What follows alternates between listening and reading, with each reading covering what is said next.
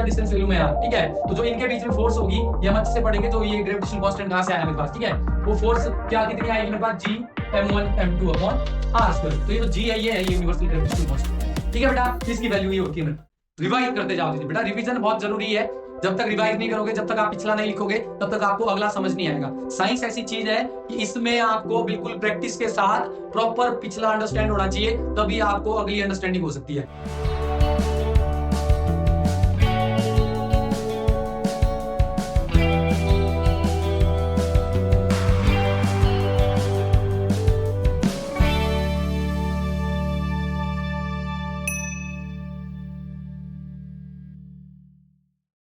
Hello बच्चों, स्वागत है आपका हमारे YouTube चैनल पीसीएम वाले मोदी सर। तो बेटा हमने इससे जो पिछले लेक्चर में फिजिक्स में हमने क्या पढ़ा था, हमने एरर खत्म किए थे, ठीक है। उससे पहले हमने क्या पढ़ा था, मेजरमेंट ऑफ लेंथ पढ़ा था, मेजरमेंट ऑफ टाइम पढ़ा था, फिजिकल क्वांटिटी पढ़ी थी, ठीक है।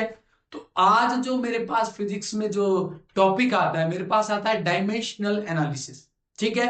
जो मेरे पास यूनिट का नाम है, यूनिट का नाम क्या है, यूनिट एंड मेजरमेंट, ठीक है। तो इसमें अब डायमेंशन का बहुत रोल रहता है बेटा, कि डायमेंशन फॉर्मूले क्या होते हैं, डायमेंशन क्या चीज है, डायमेंशन फॉर्मूले को कैसे आप निकालते हैं। इसमें से एक ना एक नंबर का क्वेश्चन यहाँ से भी बिल्कुल परफेक्ट एमसीक्यू में आपके पास आ जाता है, कंपटीशन में भी आता है, और आपका जो बोर्ड एग्जाम में है वो तो इससे रिलेटेड क्वेश्चन रहता ही रहता है, ठीक है। तो आज जो हमारा टॉपिक है बेटा, आज पढ़ेंगे हम किसके बारे में, डायमेंशनल एनालिसिस, डायमेंशनल एनालिसिस, ठीक है। अब इसमें सबसे पहली बात आती है कि ये डायमेंशन है क्या चीज, ये डायमेंशन क्या होते हैं, ठीक है। तो सबसे पहले हम पढ़ेंगे किसके बारे में, डायमेंशन के बारे में, कि डायमेंशन क्या चीज है, ठीक है। तो अगर मैं सिंपल डेफिनेशन बोलूं बेटा डायमेंशन की, डायमेंशन क्या होते हैं मेरे पास, dimension, dimension of a physical quantity, dimension of a physical quantity are the power to which the basic unit, to which the basic unit are the power to which the basic unit is used or raised to obtain derived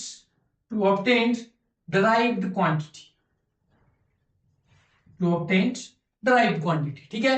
simple चीज मैं बताऊं, जो dimension है, dimension physical quantity के क्या हो सकते हैं, एक ऐसी पावर है जिसमें हम बेसिक यूनिट का यूज करके हम डराइव्ड यूनिट को ऑब्टेन करेंगे। बेसिक यूनिट का यूज करके हम जो बेसिक यूनिट की रेज पावर में ले जाके बेसिक यूनिट को हम क्या करेंगे, डराइव्ड क्वांटिटी को हम डराइव करेंगे, ठीक है बेटा। तो यहां पे देखना बेसिक यूनिट, इसमें जो डायमेंशन में जो मेरे पास यूज होती है चीज, आपने सिर्फ तीन चीजें याद रखनी है, ठीक है। हमारे पास क्या है, मास, लेंथ और टाइम। क्या था मेरे पास, मास, लेंथ और टाइम। तो जब भी आप डायमेंशन फॉर्मूला निकालोगे, हमेशा याद रखना मास के लिए आएगा मेरे पास m, ठीक है। ध्यान रखना ये चीज, हम इसमें डायमेंशन में बात ही mlt में करेंगे, ठीक है। लेंथ के लिए मेरे पास आ जाएगा, क्या आएगा, l, कैपिटल L, और टाइम के लिए आ जाएगा मेरे पास tr, ठीक है बेटा। सिंपल चीज, जैसे मैं एग्जांपल ले लूं यहाँ पे, फॉर एग्जांपल ये मेरे पास कैसी है, ये मेरे पास बेसिक यूनिट है, ठीक है। इनका यूज करके जो पावर में जो मेरे पास डराइव क्वांटिटी जो डराइव होगी मेरे पास, उसके पावर में जो चीज आएगी उन्हीं को क्या बोलते हैं, उन्हीं को डायमेंशन बोलते हैं, ठीक है बेटा। अब जैसे फॉर एग्जांपल मैं वॉल्यूम ले लूं, मेरे पास क्या है, वॉल्यूम है। तो वॉल्यूम किसके बराबर होता है मेरे पास, length into breadth into height, ये होता है मेरे पास वॉल्यूम, ठीक है। अब तीनों लेंथ है मेरे पास, ठीक है। तो यहां पे देखना, लेंथ की यूनिट क्या होती है, मीटर होती है। और मैंने बोला है कि जब भी डायमेंशन में बात करेंगे तो लेंथ को क्या किससे रिप्रेजेंट करते हैं, एल से। तो यहां पे भी एल आएगा मेरे पास, मल्टीप्लाई ब्रेथ, ब्रेथ भी एक प्रकार की क्या है, लेंथ ही है मेरे पास। तो यहाँ पे भी एल आएगा, डायमेंशन में रिप्रेजेंट कर रहा हूं मैं ये चीज। हाइट भी एक प्रकार की क्या है, लेंथ ही है मेरे पास, यहाँ पे भी क्या आएगा, एल आएगा। तो मेरे पास इसका जो मेरे पास डायमेंशन फॉर्मूला है, क्या आएगा मेरे पास, एल क्यूब। अब इसमें ना तो मास है ना इसमें टाइम है, इसमें क्या है, ओनली लेंथ है। तो मैं इसको जब रिप्रेजेंट करना है मेरे को डायमेंशन, तो क्या आएगा, एम तो यहाँ पे 0 है, L3 और T कितना है, T भी 0 है। तो ये बन गया बेटा किसका, वॉल्यूम का डायमेंशन फॉर्मूला। ठीक है, तो बिल्कुल कुछ नहीं है। अब देखो जो ये पावर है ना, ये raise to the power, basic unit की पावर, बेसिक यूनिट का यूज करके मैंने ड्राइव्ड क्वांटिटी को ड्राइव किया है डायमेंशनली। ठीक है, m की पावर 0, l की पावर 3, t की पावर 0। ठीक है, तो ये आ गया मेरे पास इसका डायमेंशन फॉर्मूला। ठीक है बेटा, तो कुछ नहीं है, बिल्कुल सिंपल डेफिनेशन है डायमेंशन की, कि क्या होता है, ये जो फिजिकल डायमेंशन, जो किसी फिजिकल क्वांटिटी के डायमेंशन क्या हो गए, पावर है, जिसमें हम बेसिक यूनिट को यूज करके उसकी बेसिक यूनिट को क्या करेंगे, रेज्ड पावर के ऊपर लगा के बेसिक यूनिट को हम किसको ड्राइव करेंगे, ड्राइव ऑब्टेन करेंगे हम ड्राइव क्वांटिटी, उसी को क्या बोलते हैं, डायमेंशन बोलते हैं। सिंपल चीज, देखो ना, हमने बेसिक यूनिट का यूज किया और उनके पावर में जो मेरे पास ये पावर आई है 10 की रेज टू द m की पावर 0, l की पावर 3, t की पावर 0, ये क्या बन गया मेरे पास, डायमेंशन फॉर्मूला बन गया। यूज मैंने बेसिक यूनिट का किया और मैंने ड्राइव्ड क्वांटिटी को डायमेंशनली ड्राइव कर दिया। ठीक है बेटा, तो सिंपल चीज है ये। ठीक है, अब फॉर एग्जांपल मेरे पास अगर और एग्जांपल लूं मैं यहाँ पे, जैसे कि मेरे पास एग्जांपल आता है, मान लो मेरे पास एग्जांपल आ गया वर्क। ठीक है, अभी याद रख लो, वर्क का फॉर्मूला क्या होता है, फोर्स इंटू डिस्प्लेसमेंट। क्या होता है मेरे पास, फोर्स इंटू डिस्प्लेसमेंट। ठीक है, अब देखो सिंपल चीज, फोर्स क्या होती है मेरे पास, फोर्स बराबर होती है किसके, मास इंटू एक्सीलरेशन की। ठीक है, फोर्स बराबर किसके होती है, मास इंटू एक्सीलरेशन के। तो देखो यहाँ पे सिंपल चीज, और डिस्प्लेसमेंट तो लेंथ होगी मेरे पास। ठीक है, अब सबसे पहले अगर मेरे को इसका डायमेंशन फॉर्मूला निकालना है, तो सबसे पहले मेरे को फोर्स का डायमेंशन फॉर्मूला याद होना चाहिए। आपने डायमेंशन फॉर्मूले रटने नहीं है, आपने सिर्फ फॉर्मूले याद रखने हैं कि किसके बराबर क्या चीज होती है। डायमेंशनल फॉर्मूले खुद कैलकुलेट होते हैं हमारे पास। ठीक है, अब देखो यहाँ पे सिंपल चीज, फोर्स मास इंटू एक्सीलरेशन होता है मेरे पास। अब मास को मैंने बोला है डायमेंशनली रिप्रेजेंट करेंगे किससे, m से। ठीक है, अब बात आती है एक्सेलरेशन की, इसके बारे में हम डिटेल से पढ़ेंगे कि एक्सेलरेशन क्या होता है, वेलोसिटी क्या होती है, डिस्टेंस क्या होता है। यहाँ पे भी सिंपल समझ लो आप। अब देखो यहाँ पे एक्सेलरेशन बराबर होता है वेलोसिटी अपॉन टाइम। ठीक है, अब यहां से मेरे को वेलोसिटी का भी चाहिए, तो यहां से वेलोसिटी बराबर क्या होती है, डिस्प्लेसमेंट अपॉन टाइम। अब आ गया मेरे पास यहाँ पे, देखो डिस्प्लेसमेंट तो एक प्रकार की लेंथ है मेरे पास, तो डिस्प्लेसमेंट को अगर डायमेंशनली रिप्रेजेंट करना है तो मैं एल से करूंगा। ठीक है, टाइम को मैं किससे करूंगा, टी से। तो यहाँ पे क्या आ गया मेरे पास, टी ऊपर जाएगा तो इनवर्स में चला जाएगा मेरे पास, तो क्या आ गया, एल टी माइनस वन। ठीक है, वेलोसिटी का डायमेंशन फॉर्मूला आ गया मेरे पास। ठीक है, अब मेरे को एक्सेलरेशन का चाहिए, अब वेलोसिटी का क्या आता है मेरे पास, एल टी माइनस वन है, अपॉन टाइम यहाँ पे टी है, तो क्या बन गया मेरे पास यहाँ पे, एल टी माइनस टू, ये टी जब ऊपर जाएगा। ठीक है, अब मैंने एक्सेलरेशन का भी निकाल दिया, वेलोसिटी का भी निकाल दिया। अब चाहिए मेरे को फोर्स का मास का तो एम आ गया, एक्सेलरेशन का क्या है मेरे पास, एल टी माइनस टू। ठीक है, फोर्स का भी मैंने निकाल दिया। अब मैं वर्क पे जाऊंगा, देखो मैंने कैलकुलेट किया ना, सिर्फ मेरे को फॉर्मूले याद थे, मैंने डायमेंशन फॉर्मूले निकाल दी। ठीक है बेटा, अब यहाँ पे फोर्स का देखना, फोर्स का तो मेरे पास आ गया, क्या आया, M L T minus two multiply, displacement भी एक प्रकार की लेंथ है। ठीक है, तो मैं डायमेंशनली इसको एल लिखूंगा। ठीक है, अब एल एल मल्टीप्लाई होकर क्या बन जाएगा मेरे पास, M L square T minus two. ये आ गया मेरे पास वर्क का डायमेंशन फॉर्मूला। ठीक है बेटा, तो रटनी नहीं है चीजें, सिर्फ आपने फॉर्मूले याद रखने हैं कि कोई चीज किसके बराबर होती है। ठीक है, समझ आई ये चीज। अब जैसे फॉर एग्जांपल मैं यहाँ पे बात करूं किसकी, पावर की बात करूं। ठीक है, तो पावर बराबर होती है बेटा किसके, वर्क अपॉन टाइम। पावर बराबर किसके होती है, वर्क अपॉन टाइम। तो अभी देखो हमने वर्क का निकाल दिया डायमेंशन फॉर्मूला, तो यहाँ पे पावर का क्या आ जाएगा मेरे पास, वर्क का डायमेंशन फॉर्मूला क्या है, M L two T minus two upon, अब टाइम है यहाँ पे, एक टाइम और है। अब ये टी भी ऊपर जाएगा तो क्या जाएगा मेरे पास, टी इनवर्स में चला जाएगा, तो मेरे पास क्या आएगा, एम एल टू, ये टी ऊपर जाके क्या बन जाएगा, टी की पावर माइनस थ्री। ये आ गया मेरे पास किसका, पावर का फॉर्मूला, डायमेंशन फॉर्मूला। ठीक है, कुछ भी रटने की जरूरत ही नहीं है इसमें, इसमें सिर्फ आपने फॉर्मूले याद रखने कि वर्क किसके बराबर होता है, पावर किसके बराबर होता है। ठीक है, और बाकी जो ये डायमेंशनल है इसको आपने बिल्कुल इस तरह कैलकुलेट करना है, ठीक है। रटनी नहीं है चीजें, सिर्फ फॉर्मूले का ध्यान होना चाहिए, क्या चीज है आप कैलकुलेट इस तरह कर सकते हो चीजें, क्योंकि हमने बात ही किस में करनी है, मास में बात करनी है, लेंथ में बात करनी है, टाइम में बात करनी है, सिंपल चीज, ठीक है बेटा। तो उम्मीद करता हूं आपको डायमेंशनल या डायमेंशनल फॉर्मूले अच्छे कंप्लीट हो गए होंगे। आपको आपके बुक में बहुत सारे डायमेंशन फॉर्मूले हैं, आपने सिर्फ उनके फॉर्मूले रखने हैं और उनकी प्रैक्टिस करनी है अच्छे से, ठीक है। अब जो मेरे पास चीज आती है आगे, नेक्स्ट नेक्स्ट आता है मेरे पास इसी में कि डायमेंशनल वेरिएबल और डायमेंशनल कांस्टेंट क्या होता है बस, ठीक है। अब हम क्या बात करेंगे इसमें, जो मेरे पास डायमेंशनल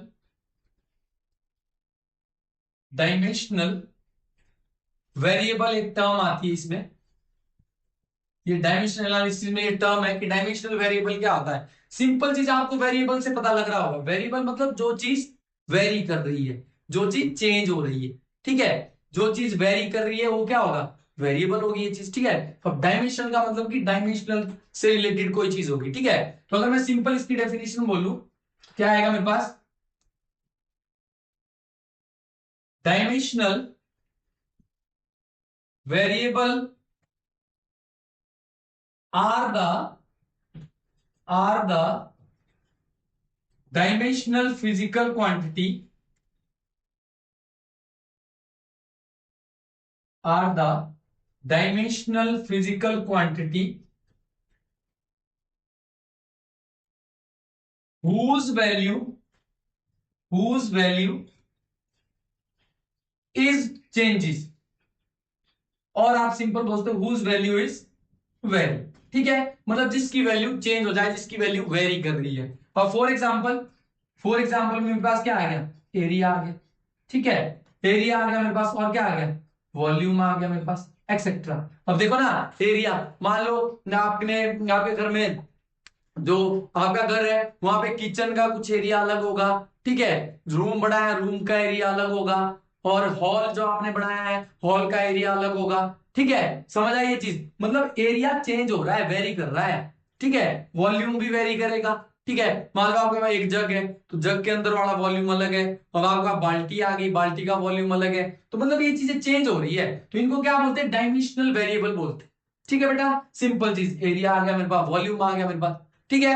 अब मेरे पास जो दूसरी टर्म आती है इसी के अपोजिट में, डायमेंशनल कांस्टेंट क्या चीज होता है मेरे पास, ठीक है।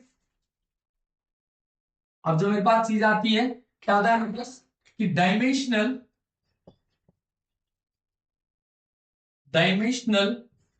कांस्टेंट क्या चीज है जी, और बिल्कुल इसका अपोजिट हो गया डायमेंशनल वेरिएबल का, ठीक है। कांस्टेंट का मतलब है जिसकी वैल्यू चेंज ना हो, जिसकी वैल्यू फिक्स्ड है, ठीक है, उसकी वैल्यू आप चेंज नहीं कर सकते हैं, ठीक है। तो ये आ गया मेरे पास, क्या आ गया, डायमेंशनल कांस्टेंट आ गई चीज, ठीक है। तो सिंपल अगर डेफिनेशन बोलूं, it is the dimensional physical quantity, it is the dimensional physical quantity whose value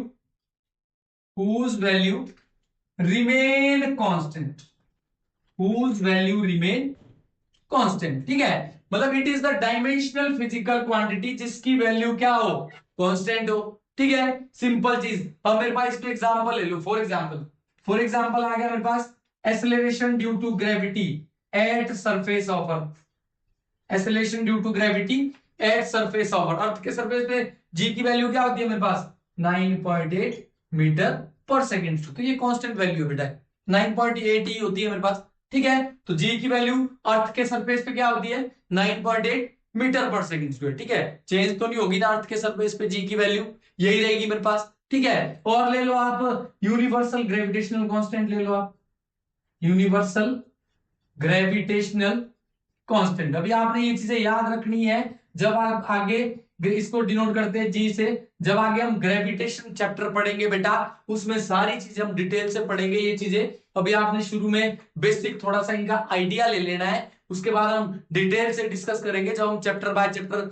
जैसे अभी पहला चैप्टर खत्म होगा फिर दूसरा पढ़ेंगे हम मोशन इन स्ट्रेट लाइन, फिर पढ़ेंगे हम मोशन इन प्लेन, उसके बाद पढ़ेंगे हम ग्रेविटेशनल पढ़ेंगे, तो सारी चीजें वापस रिपीट हो जाएगी ये चीजें मेरे पास। अभी आपने ध्यान रखनी है बस, थोड़ा सा आइडिया ले लो इसका कि ये चीज है क्या चीज, ठीक है। तो मेरे पास यूनिवर्सल जो ग्रेविटेशनल कांस्टेंट है जी की वैल्यू क्या होती है मेरे पास, इसकी वैल्यू होती है 6.6 इंटू 10⁻⁻11 न्यूटन मीटर स्क्वायर पर किलोग्राम स्क्वायर, ठीक है। तो ये जी की वैल्यू भी बेटा कांस्टेंट, यूनिवर्सल ग्रेविटेशनल कांस्टेंट।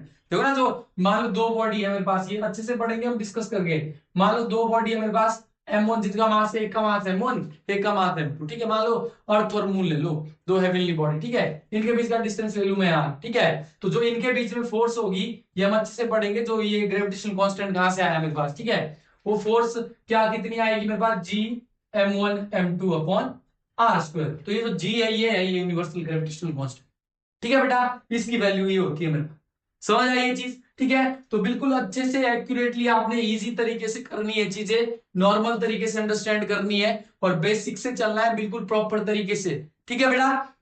अब मेरे पास क्या आता है, मेरे पास ये दो टर्म भी होगी। अब आता है इस डायमेंशनल एनालिसिस का यूज कहां होता है, इसका यूज कहां करते हैं हम। और बेसिक से आपको लग रहा होगा पता कि यूज तो सबसे पहले तो हम किसी फिजिकल क्वांटिटी का अगर हमने एक्सप्रेशन निकालना है डायमेंशनल, तो वहां पे भी यूज होता है। लेकिन दो और यूज है इसके इंपॉर्टेंट, एक तो कि check the correctness of relation. कोई मेरे पास रिलेशन दिया है, जैसे यही दे रखा है मेरे पास, ठीक है। तो अगर ये देखना है मेरे को कि ये सही है रिलेशन, तो मैं क्या यूज करूंगा, डायमेंशनल क्वांटिटी का यूज करूंगा, डायमेंशनल एनालिसिस का यूज करूंगा। अगर मेरे पास लेफ्ट हैंड साइड बराबर आ गया राइट हैंड साइड के, इसके बाद हम पढ़ेंगे अगले लेक्चर में हम प्रिंसिपल ऑफ होमोजेनिटी भी पढ़ेंगे इससे रिलेटेड। तो बिल्कुल बेसिक से चलते जाओ और पढ़ते जाओ, नोट्स बनाते जाओ साथ, कोई दिक्कत नहीं है। बेसिक पढ़ो, अच्छे से पढ़ो, बिल्कुल प्रॉपर नोट्स बनाओ, कहीं भी दिक्कत नहीं आएगी बेटा आपको, ठीक है। अब इसके बाद क्या आता है मेरे पास, इसके बाद आता है यूजेस इसके डायमेंशनल एनालिसिस। फिर बात क्या आता है, uses uses of dimensional analysis, uses of dimensional analysis. कि डायमेंशनल एनालिसिस के यूज क्या है मेरे पास, ठीक है। तो सबसे पहला यूज है जो इसका, it is use to check the correctness of the physical relation, check the correctness of physical relation, ठीक है। अभी आपने सिर्फ ये यूजेस इसके पढ़ लेने, क्योंकि इनको वन बाय वन डिस्कस करेंगे हम। जब करेक्टनेस वाली बात आएगी तो इनको हम वन बाय वन डिस्कस करेंगे। सबसे पहला यूज, वहां पे भी क्वेश्चन आता है आपके पास कि आप फॉर्मूले को चेक करो ये करेक्ट है कि नहीं है, तो उसमें हम प्रिंसिपल ऑफ होमोजेनिटी का यूज करेंगे, ठीक है। अभी आप सिर्फ इसके यूज लिख लो प्रॉपर तरीके से। दूसरा यूज क्या होता है, it is use to convert one system of units into another system। अब इसका क्या मतलब हुआ, मान लो देखो ऐसा यूनिट फोर्स की क्या होती है, न्यूटन होती है। लेकिन बेटा सीजीएस यूनिट क्या होती है, फोर्स की क्या होती है मेरे पास, अर्ग, ठीक है। तो एक सिस्टम से दूसरे सिस्टम में अगर चेंज करना है हमने, तो भी हम इस डायमेंशनल एनालिसिस का यूज करते हैं। इसको हम डिटेल से डिस्कस करेंगे आगे। अभी आप सिर्फ नोट कर लो ये चीजें कि क्या चीज है ये, यूज क्या है इसके, ठीक है। तो इसमें भी हम इसका यूज करेंगे। जो लास्ट है, लास्ट वाला तो हमने यूज कर ही दिया है, एक्सप्रेशन निकालना डायमेंशनल फॉर्मूले के लिए, ठीक है। तो लास्ट यूज इसका, it is use to find the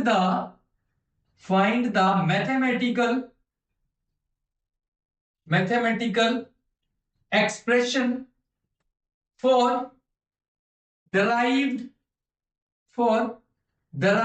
physical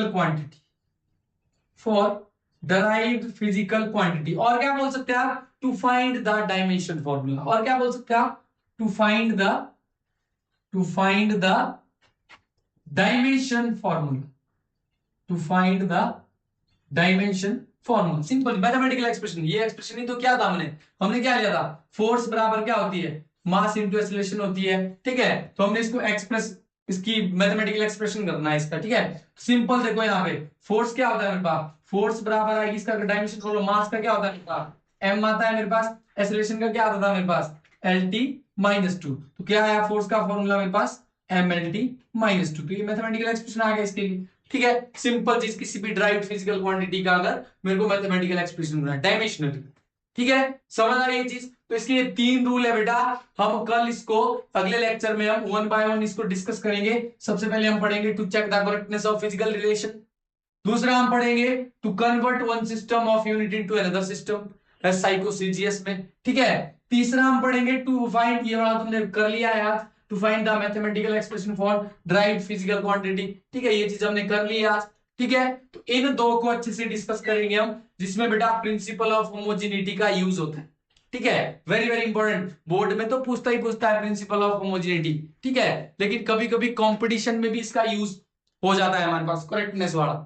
ठीक है, समझ आई ये चीज, तो इसमें कोई प्रॉब्लम नहीं होगी आपके पास। ठीक है, बाकी बेटा पढ़ते जाओ मेरे साथ अच्छे से, और नोट्स बनाते जाओ प्रॉपर तरीके से, और बिल्कुल अच्छे से रिवाइज करते जाओ चीजें। बेटा रिवीजन बहुत जरूरी है, जब तक रिवाइज नहीं करोगे, जब तक आप पिछला नहीं लिखोगे, तब तक आपको अगला समझ नहीं आएगा। साइंस ऐसी चीज है कि इसमें आपको बिल्कुल प्रैक्टिस के साथ प्रॉपर पिछला अंडरस्टैंड होना चाहिए, तभी आपको अगली अंडरस्टैंडिंग हो सकती है, तभी आपको अगला टॉपिक समझ आएगा। ठीक है, तो पेन और नोटबुक बिल्कुल हाथ में रखना, और प्रॉपर बिल्कुल नोट्स बनाना अच्छे से, और प्रैक्टिस करते जाओ। ठीक है बेटा, थैंक यू सो मच, पढ़ते रहो, आगे बढ़ते रहो।